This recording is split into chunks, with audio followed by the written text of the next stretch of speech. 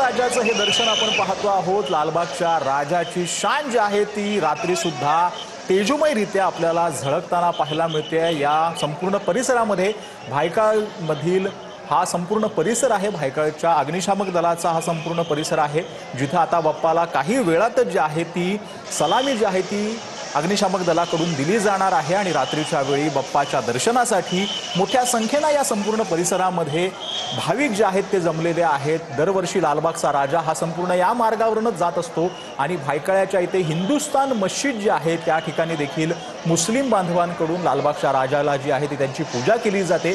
त्यानंतर भायखळ्याच्या अग्निशामक दलाकडून लालबागच्या राजाला जी आहे ती सलामी देण्यात येत असते। पुण्यातली ही रात्रीची आपण मिरवणूक पाहतो आहोत। नारायणपेठ माती गणपती मंडळ ट्रस्टचा हा गणपती आहे। अत्यंत सुंदर अशी आता आतषबाजी देखील रात्री केली जाते। अत्यंत सुंदर अशी लाल साजरी गोजरी अशी ही बाप्पाची मूर्ती आपल्याला पाहायला मिळते।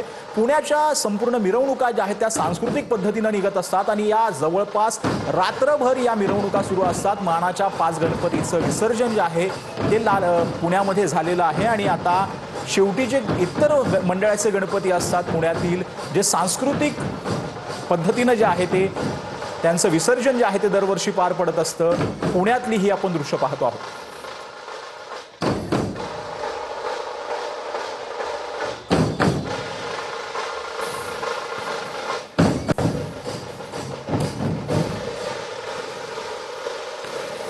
पुण्यातूनच टिळकांनी जे आहे ते गणेश उत्सवाला सुरुवात केलेली होती आणि त्यानंतर हा गणेशोत्सव संपूर्ण महाराष्ट्रासह देशभरात पोहोचला, जगभरामध्ये पोहोचलेला आहे। आणि या उत्सवाचं पुण्यातलं जे रूप आहे ते काळानुसार बदलत गेलेलं आहे, परंतु गणरायाची जी भक्ती आहे त्याच्या संदर्भात पुणेकरांना जे वाटणारं प्रेम आहे ते हे अजूनही कमी झालेलं नाही। या रस्त्यांवरती वर्षानुवर्ष जी गर्दी आहे गणेश भक्तांची ती होणारी पाहायला मिळते। आता रात्रीचे जवळपास 12 वाजत आलेले आहेत तरीही लोकांची मोठ्या प्रमाणावर पुणेकरांची जी आहे ती आपल्या लाडक्या बाप्पाचं दर्शन घेण्यासाठी गर्दी पाहायला मिळते।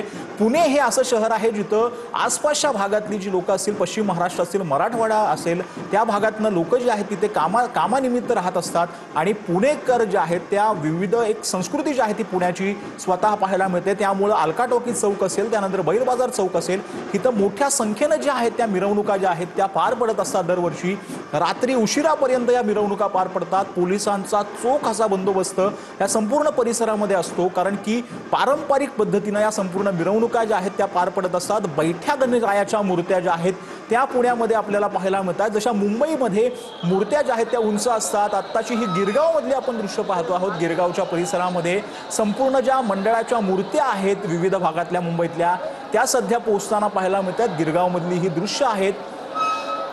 विघ्नहर्ता गणपती जो आहे, भुलेश्वरचा विघ्नहर्ता हा गणपतीचं इथं आगमन झालेलं आहे। 49वे वर्ष आहे आणि हा आत्ता संपूर्ण जनसागर जो आहे तो गिरगाववरचा आपण पाहतो आहोत। मोठ्या संख्येनं इथं लोक जे आहेत किंवा भाविक जे आहेत ते इथं जमताना पाहायला मिळतात। गिरगाव चौपाटीवरती मुख्यमंत्री देवेंद्र फडणवीस असतील किंवा उपमुख्यमंत्री एकनाथ शिंदे असतील यांनी येऊन भाविकांना जे आहे ते अभिवादन केलेलं होतं। हा संपूर्ण परिसर जो आहे तो भक्तांनी आणि भाविकांनी जो आहे तो संपूर्ण गजबजून गेल्याचं इथं पाहायला मिळतं। आपल्या लाडक्या बाप्पाचं रूप जे आहे ते आपल्या डोळ्यात साठवण्यासाठी मुंबईकर जे आहेत ते गिरगाव चौपाटीवरती गर्दी करतात। आपल्या लाडक्या बाप्पाची 11 दिवस पूजा करतात। मनोभावे मंडळातले हे गणपती असतात आणि आपल्या मंडळातील गणपती सोडण्यासाठी आता हे संपूर्ण भाविक जे आहेत तिथे पोहोचलेले आहेत। भुलेश्वरच्या विघ्नहर्ताची ही आपण दृश्य पाहतो आहोत। अत्यंत सुंदर अशी ही मूर्ती आहे। हातामध्ये भुलेश्वरचा विघ्नहर्ता असं एक नेम प्लेट देखील इथे अडकवलेली आहे।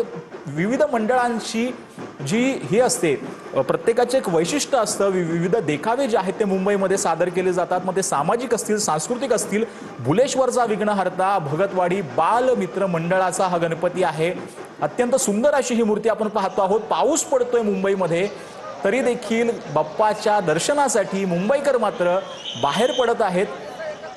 आपल्या लाडक्या बाप्पाचं दर्शन घेण्यापासून मुंबईकरांना कुणीही रोखू शकत नाही। पाऊस जरी पडत असला तरी छत्री असेल किंवा इतर माध्यमातून नागरिक जे आहेत त्या संपूर्ण भायखळा परिसरामध्ये गर्दी करतात। लालबागच्या राजाचं आगमन सध्या भायखळाच्या अग्निशामक परिसरामध्ये झालेला आहे।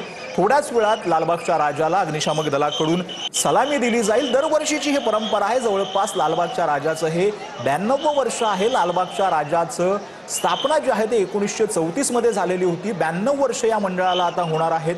आणि त्यामुळे कुठेतरी लालबागमध्ये मार्केट व्हावं, कोळी मार्केट व्हावं आणि कायमस्वरूपी तिथे मार्केट बनावं यासाठी कोळी बांधवांनी 1932 साली नवस केलेला होता आणि त्यानंतर 1934 मध्ये हे मार्केट झालेलं होतं आणि त्यानंतर हा संपूर्ण नवसाला पावणारा लालबागचा राजा म्हणून लालबागचा राजा ओळखला जाऊ लागला। अत्यंत स्वातंत्र्यपूर्व काळापासून लालबागच्या राजाची ख्याती जी आहे ती संपूर्ण भारतभर असेल जगभर पसरलेली आहे। मोठ्या संख्येनं भक्तगण जे आहेत ते लालबागच्या राजाच्या दर्शनासाठी येत असतात। मोठ्या संख्येनं सेलिब्रिटीज असतील, सामान्य नागरिक असतील, ते दिवसभर गर्दी करत असतात। 24/7 जे आहे ते 11 दिवसांमध्ये गणपतीचं दर्शन जे आहे ते मुंबईत सुरू होतं। आत्ताची ही दृश्य सध्याची पुण्याची आपण पाहतो आहोत। पुण्यामध्ये संभाजीराजेंचं, छत्रपती संभाजीराजेंचं रूप घेऊन जे आहे ते इथं